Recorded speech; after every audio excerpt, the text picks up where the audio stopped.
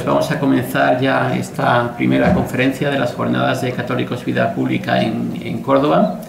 Agradezco a todos los presentes su asistencia aquí. La verdad es que estamos muy contentos de contar con la asistencia de tantísimas personas. Y es para mí un honor presentar al doctor Pablo Gutiérrez Carreras, una persona imprescindible en unas jornadas en las que abordamos la figura de Chesterton, por cuya difusión en España ha llevado una tarea realmente impresionante. Tengo que agradecer el honor de poder presentarle tanto a los compañeros de la CDP aquí en Córdoba como a la asociación que realmente nos apoya de una manera generosísima para poder llevar a cabo estas jornadas. En la actualidad, el doctor Gutiérrez es director del campus LIFE en la Universidad San Pablo CEU y fue entre 2002 y 2020 director adjunto del Servicio de Actividades Culturales en esta misma universidad, puesto desde el que impulsó numerosas actividades ligadas al Club Chesterton de esta universidad, desde publicación de ediciones, recopilación de artículos y libros sobre el escritor cuya obra nos reúne hoy aquí. Y entre sus aportaciones podemos destacar obras como Chesterton de pie, en 2013, La amenaza de los peluqueros, de 2022, Mi hermano Gilbert, de 2023, en colaboración con Montserrat Gutiérrez, y Cosas que los hombres odian con razón, de 2024. Además de su obra acerca de Chesterton, también ha coordinado otras sobre escritores como C.S. Lewis, como De leones y hombres, en 2017, y otras de temática religiosa como Cuando todos se van, ellos se quedan, en 2014.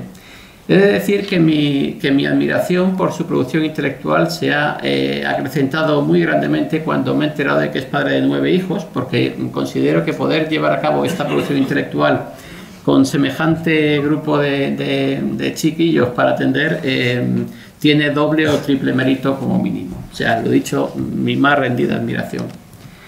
Pablo Gutiérrez Carreras es doctor en Ciencias Políticas por la Universidad San Pablo CEU, con una tesis doctoral titulada Los hombres de la Asociación Católica de Propagandistas en la preparación de la transición y en el gobierno de la reforma política, 1965-1977.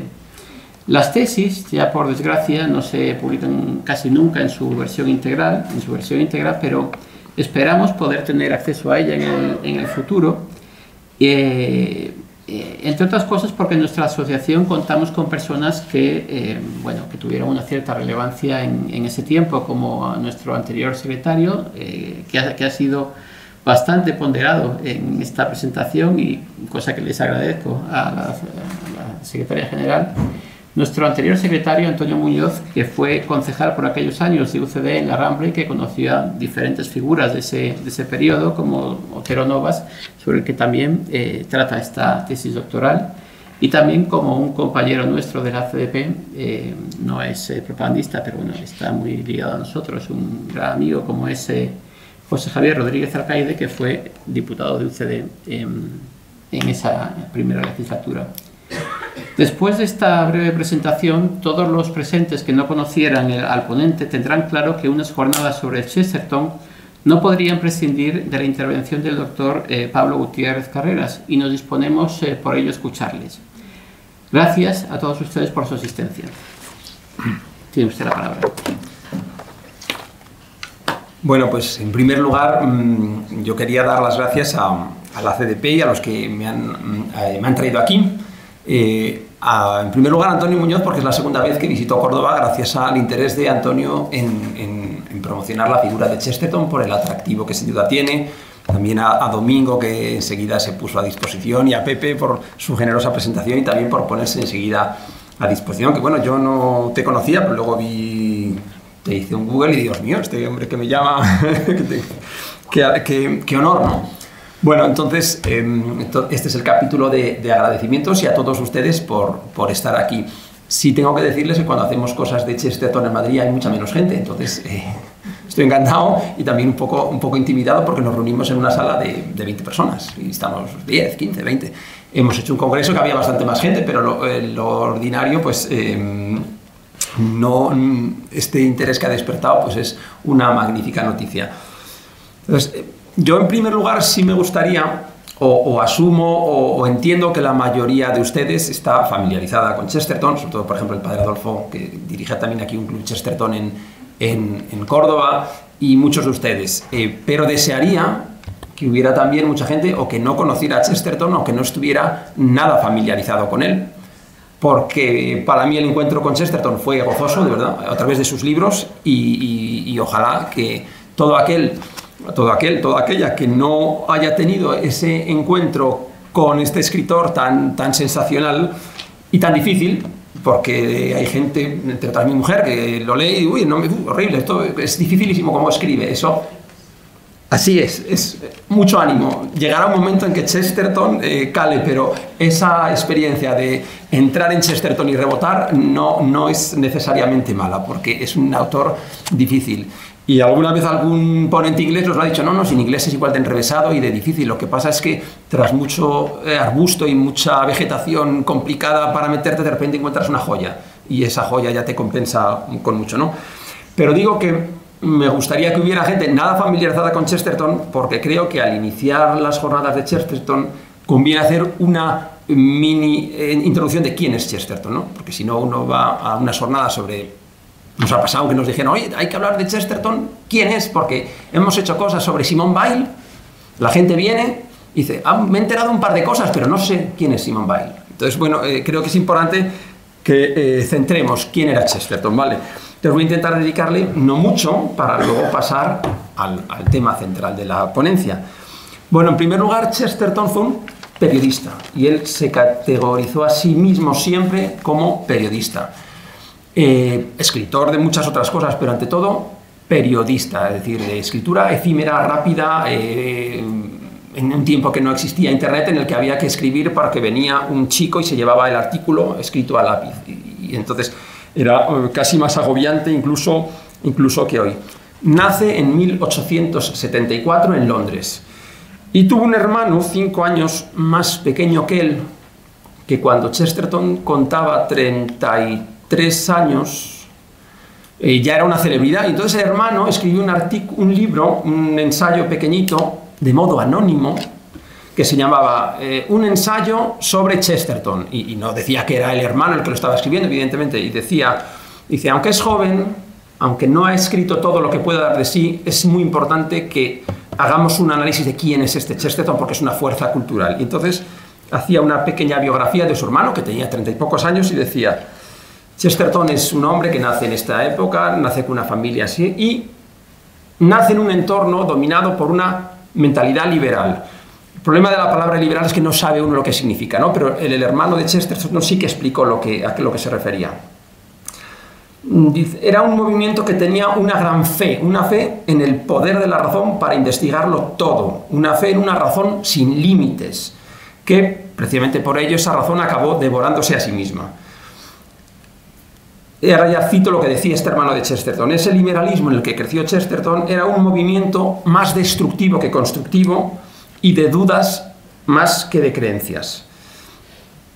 El propio Chesterton, cuando antes de morir saca su autobiografía, describe ese ambiente y lo describe así. Esto ya no el hermano, ¿eh? El hermano se llamaba Cecil, que es el que dice que estaba inserto en una mentalidad liberal más destructiva que constructiva, porque como la razón era tan investigadora que no dejaba nada, ningún títere sin cabeza, y lo quería investigar todo, dudar de todo y no dejar nada firme, bueno, pues Gilbert lo define así esta época. Una época de duda religiosa, desasosiego intelectual, hambrienta credulidad ante todo lo nuevo y una total ausencia de equilibrio. Vale. Este es el ambiente en el que nace, que generaría en Chesterton una gran crisis juvenil, que ahora diré también algunas frases de cómo la define.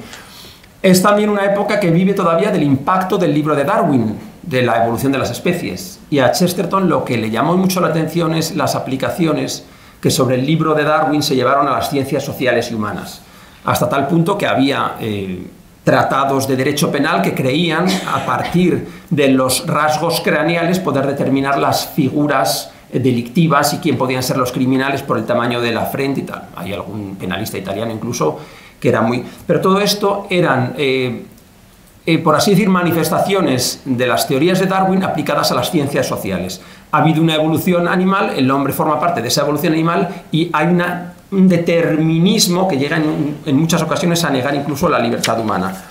Y otra de las grandes ideas fuerza que impactó mucho a Chesterton era la idea del superhombre. Chesterton habló mucho de Nietzsche porque el superhombre no fue solo una idea filosófica, sino que la literatura, especialmente en el gran amigo de Chesterton, que era Bernard Shaw, tuvo una gran fuerza. Entonces, vale, esta y una idea más. Estas ideas las pongo porque Chesterton es un hombre que lo comentaba su hermano, que en gran medida construía su pensamiento por reacción. O sea, Chesterton no era un pensador que decía, naturaleza de tal concepto, sino que se encontraba con una cosa y decía, me he encontrado con fulanito que dice eso, y entonces él reacciona y dice, esto está mal, por esto. Entonces su pensamiento se construye muchas veces en la fricción, en el combate de ideas. Por eso es muy interesante ubicar muy bien a Chesterton en las ideas de su siglo. También dos ideas más, aparte de la evolución de las especies y la otra idea que hemos dicho del superhombre. Otra idea es a finales del siglo XIX la importancia que tuvo los movimientos decadentistas, muy elitistas y con una creencia en la superioridad de determinado tipo de hombre sobre el hombre normal o común. Eso les llevaba a un gran pesimismo y Chesterton se encontró de joven con ese pesimismo. Chesterton vive también en época de apogeo del Imperio Británico y él fue un decidido antiimperialista. Fue un grandísimo patriota, un entusiasta británico y un enemigo de todo el imperialismo. Hasta tal punto que su ascenso a la fama se produce en la oposición a la guerra contra los Boers, la guerra del Imperio Británico contra los Boers. Él era de los pocos que se opuso, había un gran medio que se opuso, él escribió en ese gran medio y como todo el mundo estaba a favor de la guerra contra los Boers y Chesterton no, eso pues por así decir fue su gran ascenso a la fama. Bueno, este es el ambiente intelectual en el que él viene al mundo, en una casa moderadamente escéptica en lo religioso, pero no era irrespetuosa, eran anglicanos, pero no especialmente creyentes, y él, por ejemplo, cuenta que en sus padres nunca hubo nada ni en contra de la Virgen ni del Papa, simplemente, bueno, eran respetuosos, ese tipo liberal, que bueno, no somos muy de esto, pero tampoco nos molesta, tampoco lo criticamos mucho. Entonces, Chesterton vive de joven en este ambiente una enorme desesperanza y él lo calificó de crisis grave de juvenil. Tiene un libro de autobiografía que saca antes de morir y entonces el capítulo que dedica a su crisis juvenil lo llama Cómo ser un idiota o cómo ser un lunático, ¿no? Y entonces es su peripecia vital. Y dice, y ahora voy a citar las cosas que él va diciendo para describir su crisis. En un momento habla de mi periodo de locura, en otro momento se refiere a ese inquieto e incluso enfermizo estado de meditación y ociosidad. En otra ocasión habla cierto estado anímico de irrealidad y aislamiento estéril que en aquella época se apoderó de mí. Esto de aislamiento estéril tiene gracia en un hombre que escribió unas obras completas que no caben en esto, porque escribía a raudales, pero se debe ver que en aquel momento debía estar atenazado. En otro momento dice, sentía un arrollador impulso de grabar o dibujar horribles ideas e imágenes y me hundía cada vez más como en una especie de suicidio espiritual.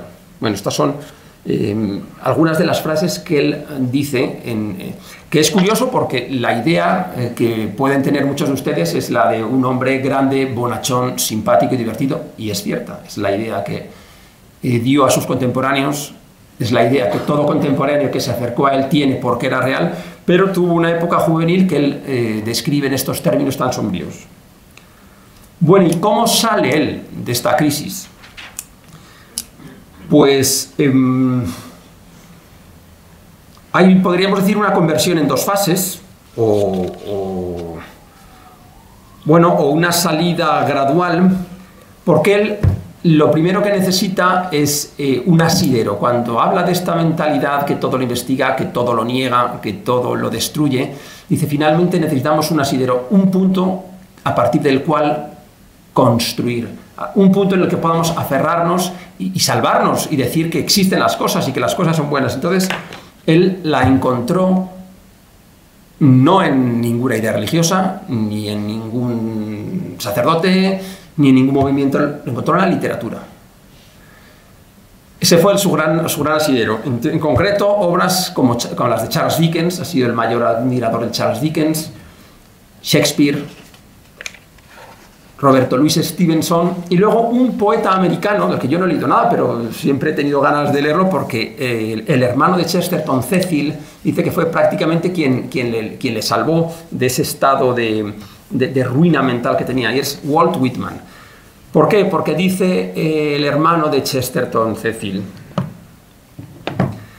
dice que Gilbert se amarró a los 3 puntos principales de la fe de Whitman, de Walt Whitman. La bondad última de todo lo creado, esto cualquiera que conozca un poco de Chesterton lo reconoce, ya resuena esto en Chesterton, la bondad última de todo lo creado, que implicaba la aceptación tanto de lo más ruin y vil como de lo más noble de las cosas de la vida. En segundo lugar, la igualdad y solidaridad de los hombres, y esto resonará cualquiera que haya leído a Chesterton, resonará cómo cantaba Chesterton la camaradería humana, la fraternidad, y la redención del mundo por la amistad. Bueno, esa está un poco subsumida en la otra. Entonces, este principio de la bondad última de todo lo creado, a todos los que hayan leído Chesterton le resonará a esa sensación de sorpresa y de agradecimiento por la realidad que tenía Chesterton. Por eso era un entusiasta no banal, sino metafísico de la cerveza. Pues para él la cerveza no era una mera bebida. Dice, esto es una maravilla, porque estamos juntos y cantamos.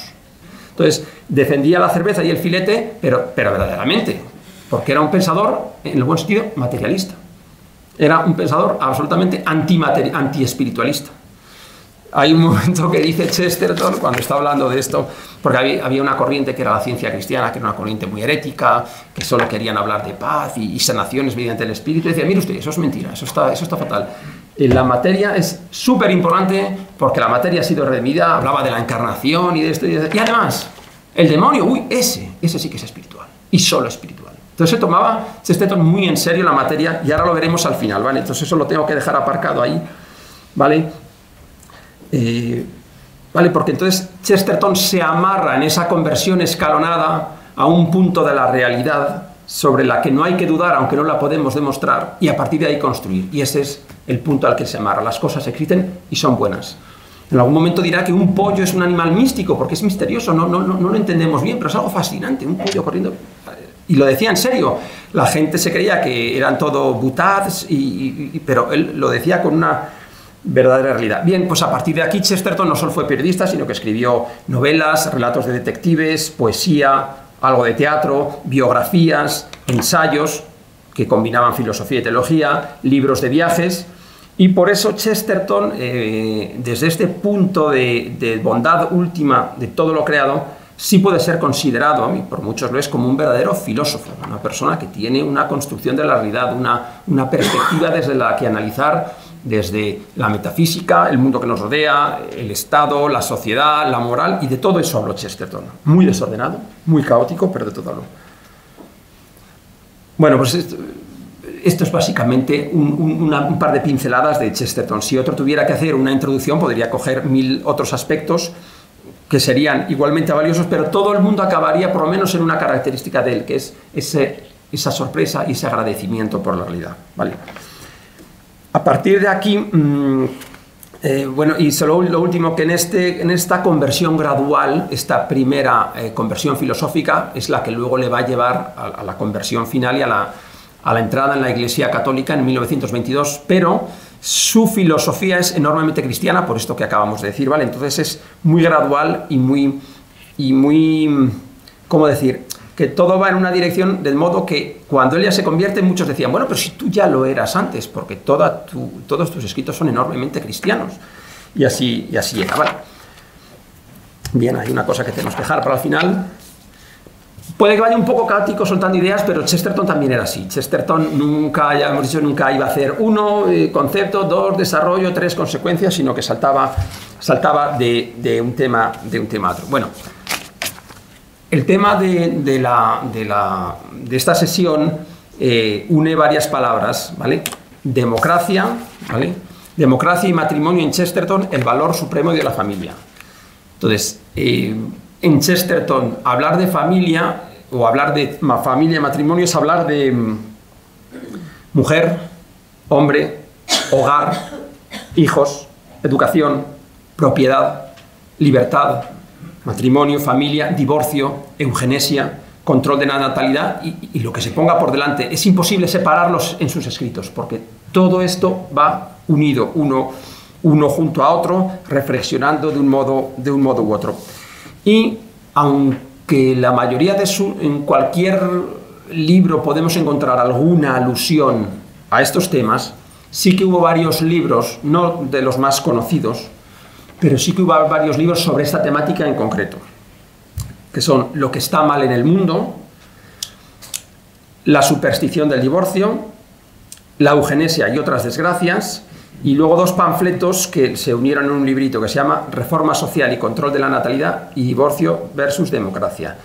No son los más conocidos. Es más, yo no recomendaría a nadie empezar a leer a Chesterton por aquí, salvo que a uno diga, bueno, es que me interesa. Bien, pero si no, porque incluso algunos tienen una literalidad que choca a nuestra sensibilidad, ¿vale? Entonces, creo que hay que leerlo también con una cierta cautela y con una cierta bondad, en el sentido de decir, a pesar de algunas frases que nos pueden chocar, vamos a ver qué es el espíritu de lo que nos dice, que es donde está verdaderamente el meollo y el jugo. Bien, democracia. Esto es un tema muy bonito que yo no he desarrollado mucho en Chesterton, porque Chesterton sí era un pensador enormemente demócrata, pero no en lo que hoy, 2020, entendemos por democracia. Para él la democracia era algo distinto al voto.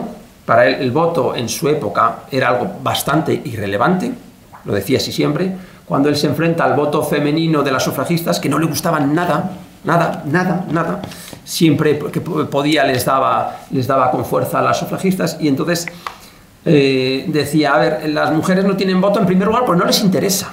Cuando lo quieran lo van a tener en 3 días. Y, bueno, es verdad que así fue, lo tuvieron muy poco después.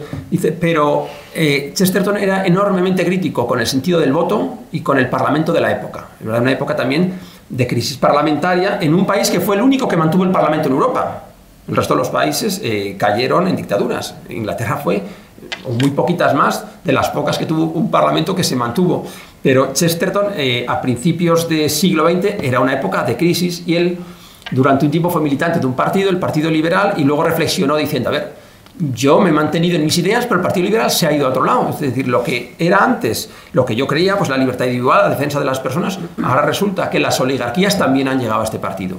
Porque la visión que tenía Chesterton de la historia política de inglesa es que las oligarquías desde el siglo XVIII se habían apoderado de las cámaras y lo que decía Napoleón de una nación de tenderos era verdad.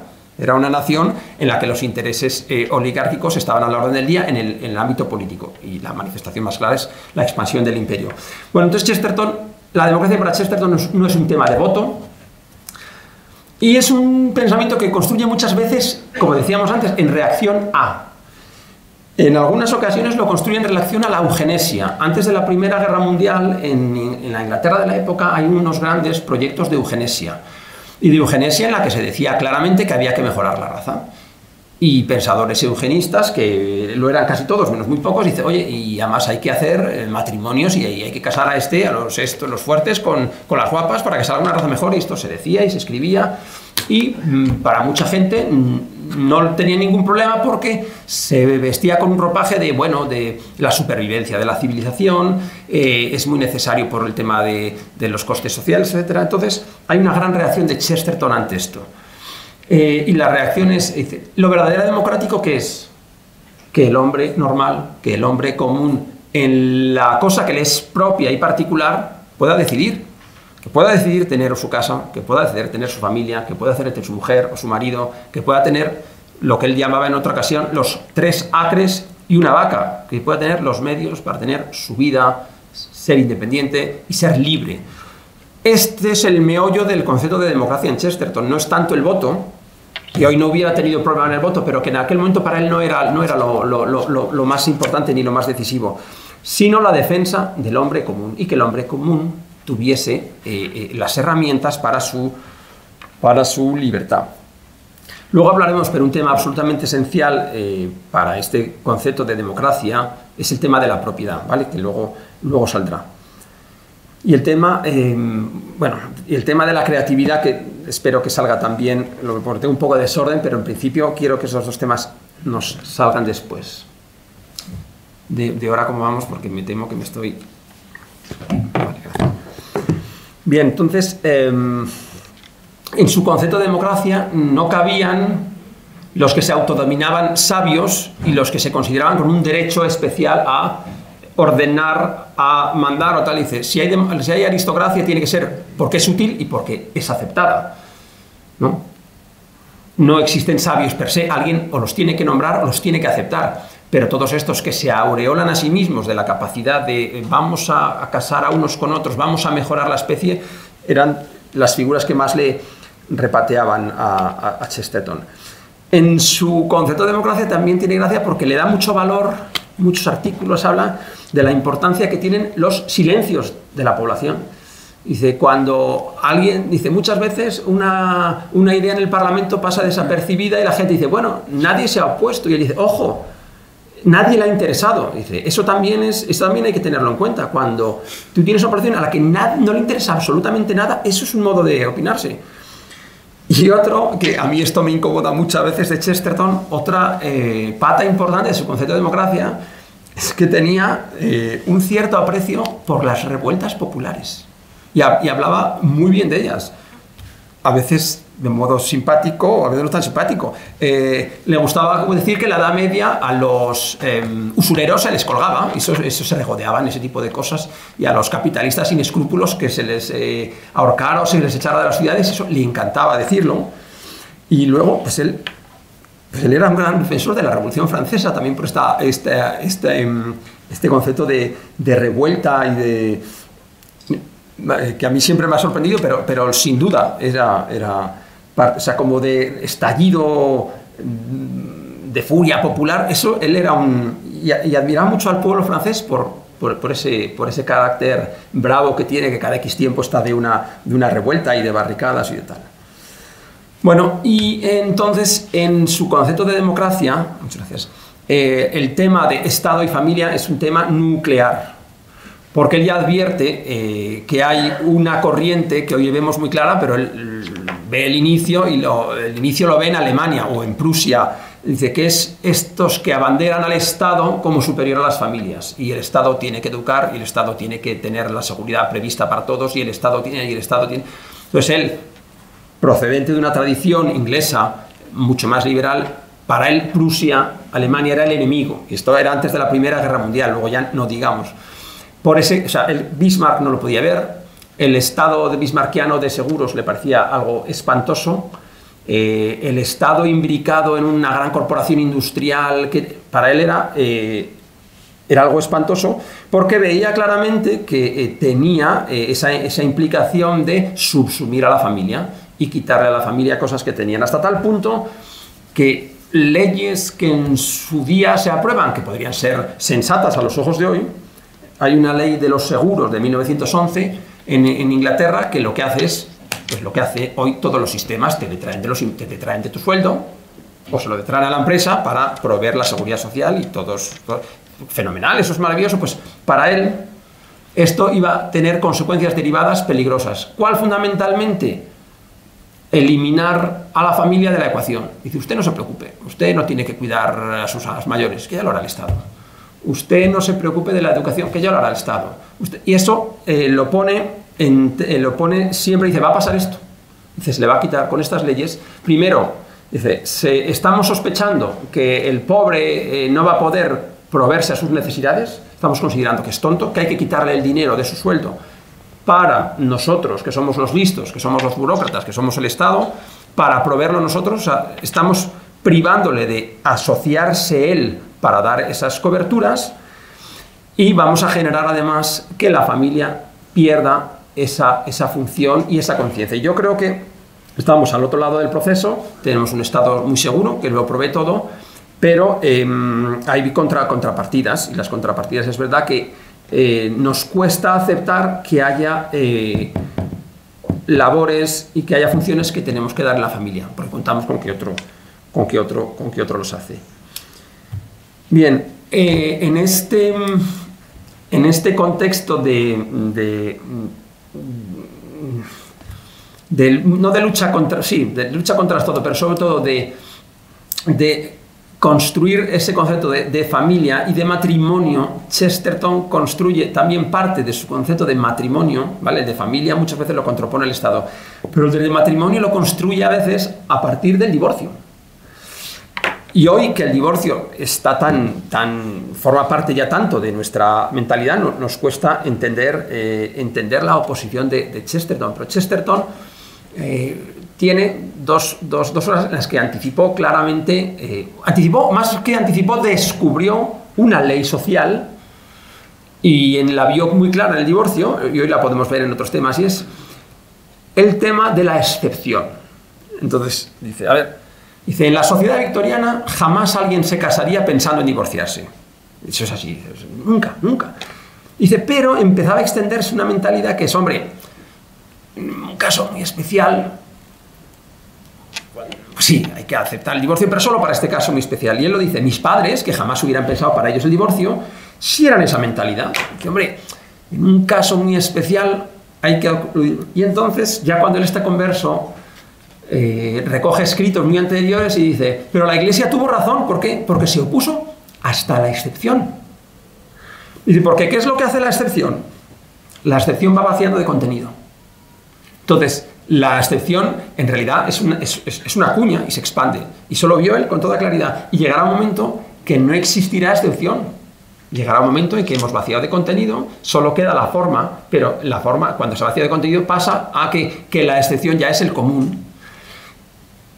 Y esto, que es una ley de evolución social, en España lo hemos visto, bueno, y en cualquier país seguro que igual, pero muy claramente en España se vio con el tema del aborto. Del año 85 a 2010. En el 85 es una excepción, y la excepción tiene 3 casos de excepción, ¿no? El niño antes de nacer es un bien jurídico protegido. El que lo mate va a la cárcel, menos 3 casos. Esos 3 casos se expanden hasta que en la ley de 2010 se define, creo que era la ley Aído, de aquella famosa ministra Viviana Aído, y entonces en esa exposición de motivos se dice que el aborto forma parte de la maternidad libremente decidida. Es decir, donde antes se planteaba una excepción, ya es que no existe la excepción, es que el aborto se considera en esa ley como una manifestación más de la maternidad. Esto es de locos, porque es el contrario absoluto, es el mayor antagonismo, o sea, la eliminación del hijo, como es una decisión, se considera maternidad. Entonces, esto lo anticipó Chesterton. Bien, pues el asunto del divorcio le sirve muy bien para reafirmar el matrimonio. Tiene una frase muy bonita que dice, los que luchan contra el matrimonio no saben lo que hacen, porque no saben lo que deshacen. Entonces, él analiza los argumentos de los divorcistas y luego dice, y lo que no saben ellos es qué es el matrimonio. Entonces, sí creo que aquí compensa que me detenga un poquito en un tema de la argumentación de época de Chesterton contra el divorcio, porque Chesterton es verdad que cuando discutía era un hombre enormemente simpático, alegre, en el sentido de que no era vitriólico, no insultaba al rival, no entraba en argumentos ad hominem, es decir, este que es un tal, y cuando hacía algo así era simpático. Pero si alguien le repateaba, fueron los partidarios del control de la natalidad, que ahora hablaremos de Margaret Sanger. Entonces, hay una ocasión en la que llega a decir, les patearía la cabeza, para que Chesterton diga, les patearía la cabeza, y los usaría como felpudos. O sea, es lo más fuerte, yo creo, que ha podido decir Chesterton, que es nada comparado con cualquier cosa que leamos en un diario normal de hoy. Pero él, que era un hombre divertido, simpático, respetuoso con el rival, con este tema del control de la natalidad, era donde perdía el juicio. Porque el control de la natalidad es una corriente que surge a principios de siglo. La gran profetisa o la gran baluarte es una mujer que se llamaba Margaret Sanger, que es la que fundó la Planned Parenthood, International Planned Parenthood, la gran multinacional del aborto, que hoy es muy... Y esta mujer, que ya era de familia numerosa, consideraba que la familia numerosa, siendo ella de familia numerosa, era la gran... Y por eso a mí me afecta mucho, como decía Pepe, pues bueno, que esta mujer consideraba que la familia numerosa era el foco de pobreza, alcoholismo, adicciones, prostitución, violencia, y entonces que había que limitar como fuera, incluso coactivamente, los nacimientos. No tengo aquí la cita, pero sí la nota. Esta mujer, además, para algunas cosas era muy generosa, porque comenta un informe del estado de Oregón, un informe en el que dice que sobre una población de 783.000 ciudadanos, nada menos que 75.000 son débiles mentales, feeble-minded. Y entonces estos feeble-minded amenazan a la población y hay que hacer algo con ellos. Entonces era una partidaria de la esterilización forzosa y de la reclusión. Y por supuesto el control de la natalidad no es control de la natalidad, es eliminación de la natalidad, es aborto, etc. Pues bien, contra estos Chesterton reacciona mucho y dice: este modo de argumentar es un tipo de reforma social que es todo lo contrario. La reforma social no tiene que ser vamos a dar divorcio y aborto, dice vamos a mejorar las condiciones de los trabajadores, que es lo que no proponían desde ni esta mujer, Margaret Sanger, ni las organizaciones que ella apadrinó. Entonces, el divorcio también Chesterton lo engloba de nuevo es un argumento de época. Dice, porque había gente que, tras la revolución social, que había generado una gran emigración a las ciudades y a los centros industriales, muchos decían, hombre, es verdad que ha habido familias que se han separado, y dice, por eso hay que dar el divorcio, porque si se han separado las familias, ¿ahora qué va a hacer? ¿Un hombre estar ahí toda la semana?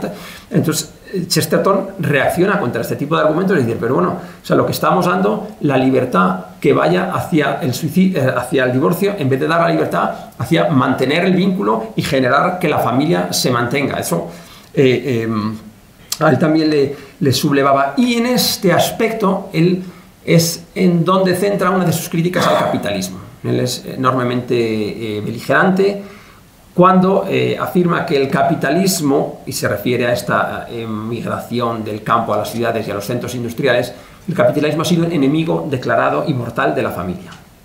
En eso él es verdaderamente y durante muchos años mantiene la misma tesis. En ese aspecto, capitalismo no se refiere a un régimen de libertad de empresa, se refiere a este régimen de concentración de capital apoyado por el Estado, esas grandes concentraciones de capital que tienden a un monopolio y una expansión internacional imperialista. Eso para él era de lo peor.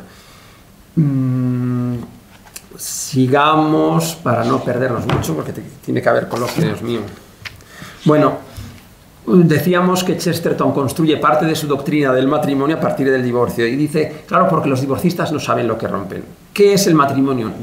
Es una promesa, es un voto, es una promesa consigo mismo. Volveremos a estar aquí juntos de aquí a X años. Y tiene que ver con la libertad.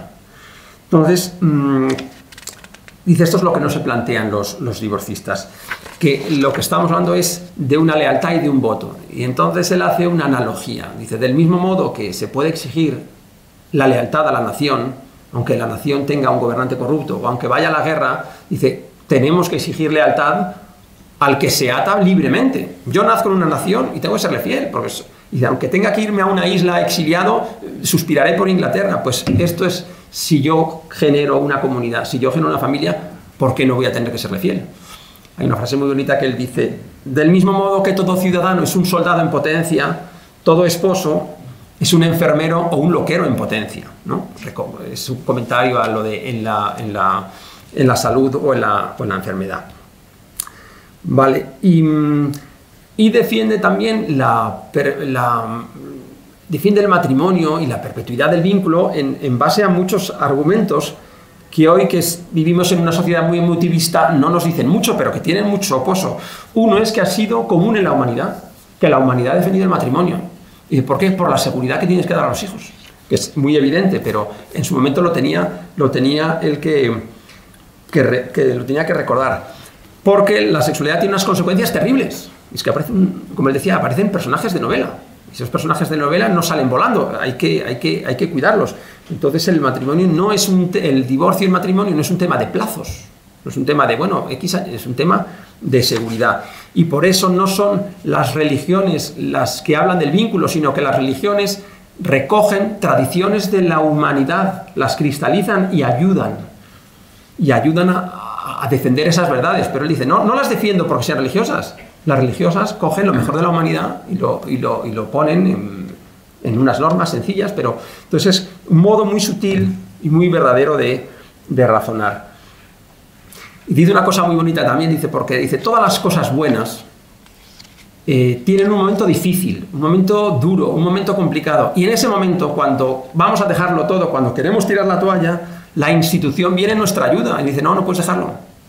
No puedes dejarlo porque estás metido en un barco. Hay un barco, grande o pequeño, pues un barco. No puedes dejar que se hunda porque te hundes. ¿Vale? Esto, en esa analogía que hace él de la nación y del matrimonio. Voy un poco rápido porque quiero que haya coloquio y porque luego tenemos, y luego enseguida hay otra sesión.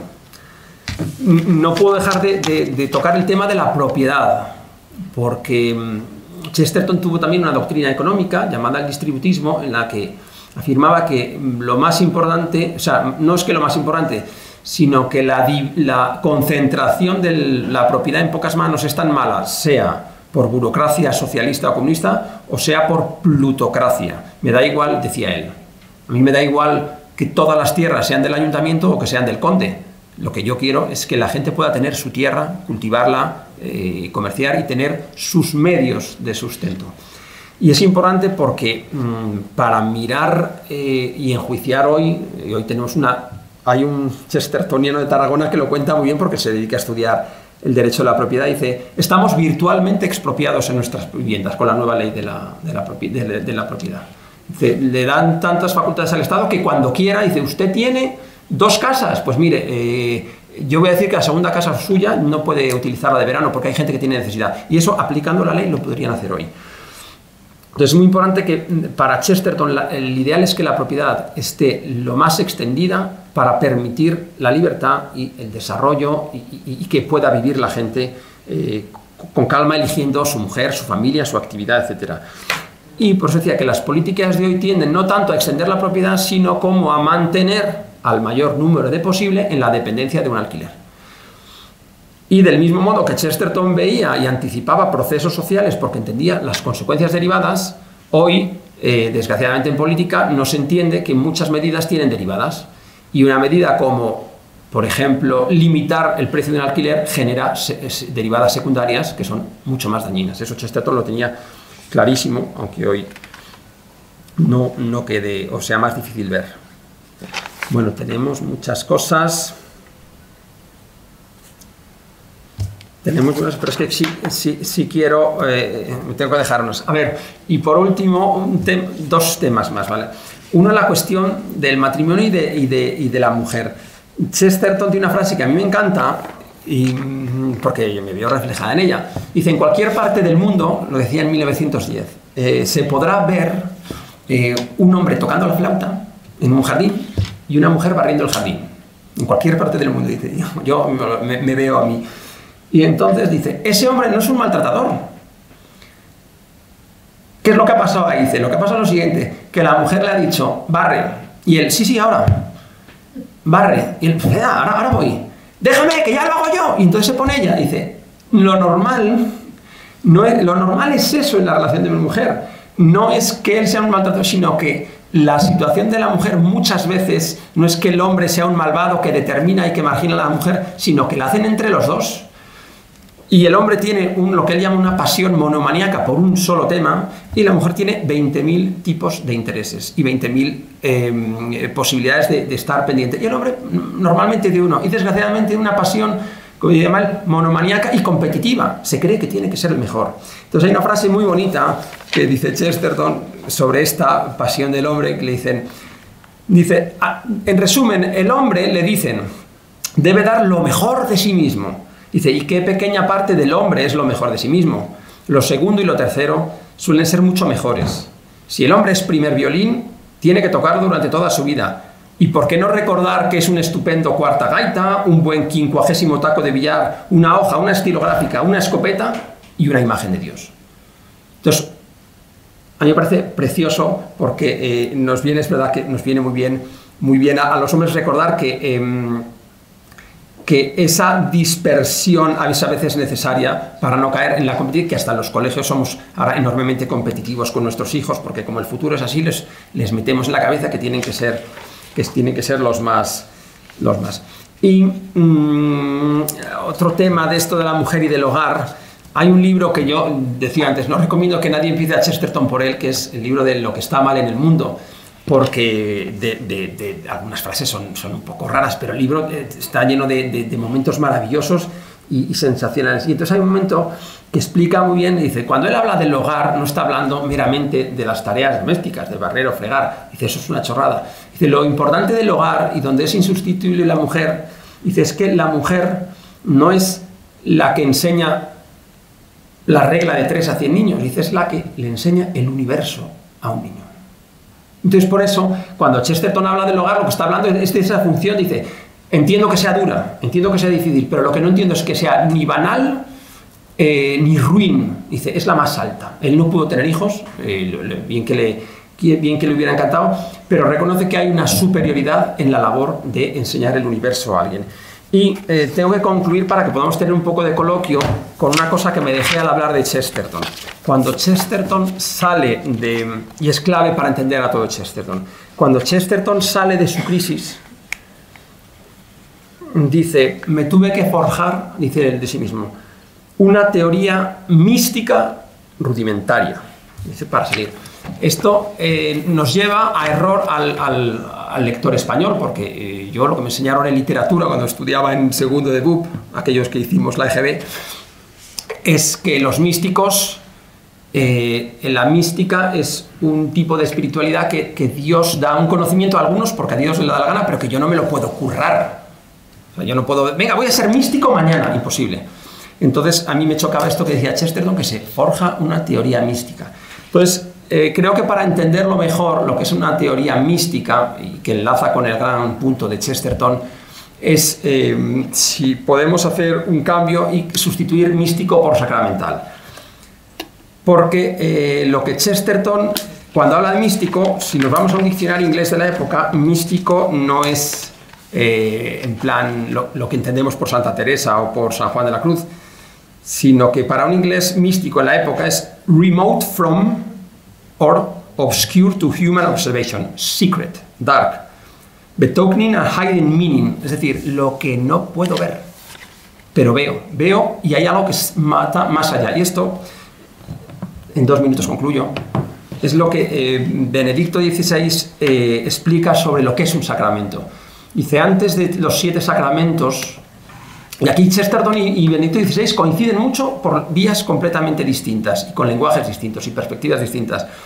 Benedicto XVI cuenta, dice que el siglo XX ha recuperado la teología del misterio, la teología del sacramento, dice, porque antes de los 7 sacramentos de la Iglesia hay 4 realidades que toda la humanidad ha reconocido como sacramentales, es decir, puntos de la carne, de la materia, biológicos, que esconden algo que no puedo ver, pero que está ahí. Entonces, ¿cuáles son? Yo leo a Benedicto XVI y digo, esto lo podría estar diciendo Chesterton. El nacimiento, la muerte, la comida y la unión sexual. Son los puntos en los que reconocemos que no nos damos la vida, que detrás de la vida hay algo, que la comida es punto de comunidad, de comunión. Recibimos lo que no nos damos y comemos no como los animales, comemos en familia, comemos en fiesta. Y este valor sacramental es, en el fondo, todo lo que es la filosofía de Chesterton. Por eso para Chesterton la cerveza es decisiva, el filete es importantísimo, el pollo es un animal místico, porque veo una realidad que es mucho más allá de lo que se manifiesta. Y de ahí deriva en Chesterton la sorpresa, de ahí deriva el agradecimiento y de ahí deriva toda su filosofía, la grandeza del matrimonio, de la familia, etc. Y con esto ya pues.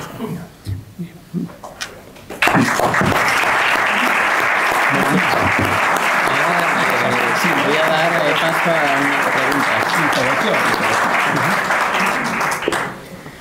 Muy bien, como nuestro conferenciante ha tenido la amabilidad de dejar 10 minutos para que se puedan plantear preguntas, para que pueda haber un coloquio entre el público y él, pues desearía que las personas aquí presentes nos dirijan sus preguntas. Y comentarios. Comentarios, chistes. Sí, Ben. Sí, yo quería hacer un comentario sobre el aborto y sobre Margaret Sanger, porque esto es una historia no muy conocida, que era la vida personal de Bill Gates II, del padre de Bill Gates III, el actual Bill Gates. Estaba con frecuencia en su casa y en una entrevista con Bill Gates III dijo: cuando yo era niño en mi casa se estaba continuamente hablando de eugenesia, de superpoblación, etcétera, etcétera. Y por eso desarrollé un interés personal en el asunto. El padre fue presidente de la multinacional del aborto, Planned Parenthood, que todavía existe y es el gran organismo abortista en el mundo. Y Bill Gates y su todavía mujer, a efectos legales, etcétera, Melinda, se han dedicado intensamente a esa actividad. Y es verdad lo que ha dicho el conferenciante sobre la excepción que se convierte en norma, porque ahora el concepto, la palabra con la que definen el aborto es salud reproductiva. O sea que el aborto es la forma deseada por los gobiernos, por la agenda globalista, para la salud reproductiva. Entonces se casa con el feminismo, se casa con la demografía, etcétera, etcétera. De modo que es interesante como esta mujer, que en algún momento de su vida abogó por la eliminación de la raza negra, ella era una racista, estaba en contra de los negros, y pensaba que quienes sobre todo tenían que abortar, o las que eran principalmente, digamos, sujeto para el aborto, eran las mujeres negras. Luego hay una conexión muy actual entre el señor Gates, la agenda globalista, Margaret Sanger y todo aquello que ya vio mucho antes nuestro buen amigo Chester. Muy interesante, no lo conocía, pero es muy interesante. Muchas gracias por el aporte. Sí. Pablo, darte las gracias por tu coherencia y ser consecuente con tu ejemplo en la vida. Eso es lo primero. Y segundo, has empezado tu intervención diciendo que querías que conociéramos un poquito más a Chesterton, ¿no? Has pasado de puntilla por el tema de su conversión. Y me gustaría que ahondaras un poco en cuándo se produce y de qué forma llega a nuestra vida. Sí, bueno, a ver, como decía, o sea, el ITER es una familia vagamente religiosa, o sea, que iba a algún oficio. Él tempranamente tiene la crisis y sale a través de este descubrimiento, a través de la literatura filosófico tal, y ya en 1909 tiene un libro que se llama Ortodoxia, un libro interesantísimo, apasionante, quizá el ensayo más célebre, donde dice: me forjé una filosofía provisional y cuando creí que era mía me di cuenta que era el credo de los apóstoles. Es decir, él todavía no era católico, pero se da cuenta primero que hay una creación, que hay un pecado original y que de ahí viene. Él, por ejemplo, hay un capítulo precioso, el capítulo 4, es una maravilla, donde de modo poético tiene una teología de la creación. Entonces a Dios lo compara con un niño. Dice: es un niño que no se cansa y que está jugando siempre, y le dice al sol: vuelve a salir, y el sol sale. Y al día siguiente vuelve a salir. Entonces él tiene su teología y su filosofía, y él el paso final lo da en 1922. Sí que es verdad que en ese momento el paso final se lo ayuda a dar un sacerdote que él toma como ejemplo para sus relatos breves del padre Brown. Hablaron muchísimo, ¿vale? Él en los últimos años de su vida ya fue dando algún detalle más de su camino de conversión y alguna de esas conversiones, pero ¿por qué se decidió a darlo tan tarde? Bueno, no se sabe. Hay quien especula con que como su mujer era anglicana, ferviente anglicana, religiosa de verdad, que eso le costó más. Puede ser. Ella se convierte y da el paso de ser recibida en la iglesia en 1926, 4 años después.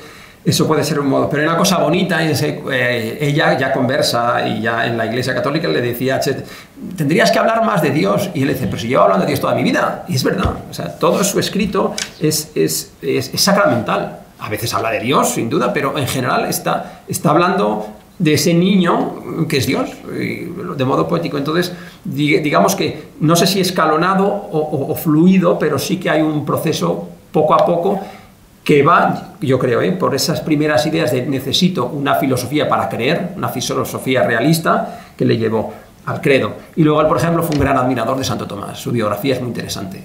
Y lo que alaba de Santo Tomás es ese pensador realista y, en el buen sentido, materialista. Dice que luchó contra él no, pero los predicadores de dominicos contra las herejías albigenses, que eran espiritualistas. El matrimonio es malo, la carne es mala, o sea, hay unos seres intermedios y tenemos que purificarnos porque esto del matrimonio es un horror. Entonces, para él es la gran herejía y es de los que defiende que se acabara con ellos en la Cuarta Cruzada, que sí, muy bien hecho. Habría mucho que hablar de ahí, ¿no? Pero en el aspecto es muy...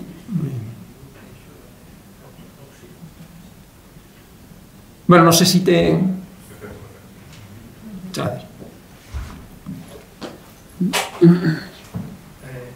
Muchas gracias por la charla que nos has dado, intentando sintetizar. Pero yo que no conocía nada más que de referencia, ¿por qué libro empiezo? Un consejo.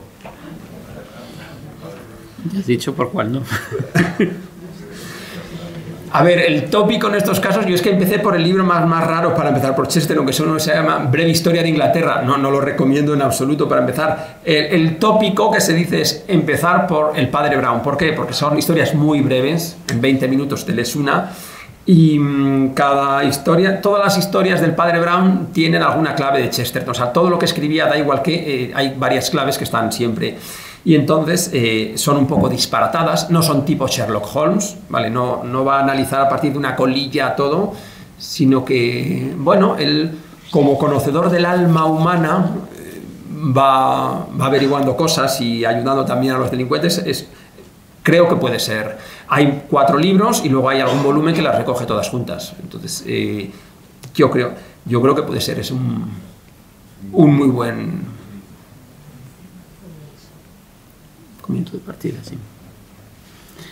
Bueno, pues muchas gracias por todas estas interesantes preguntas y bueno, como tenemos que ceñirnos a un horario y a las 7 va a comenzar la siguiente sesión, pues darle las gracias a todos ustedes, darle las gracias a Pablo por esta interesantísima conferencia y hemos empezado muy bien estas jornadas. Muchas gracias.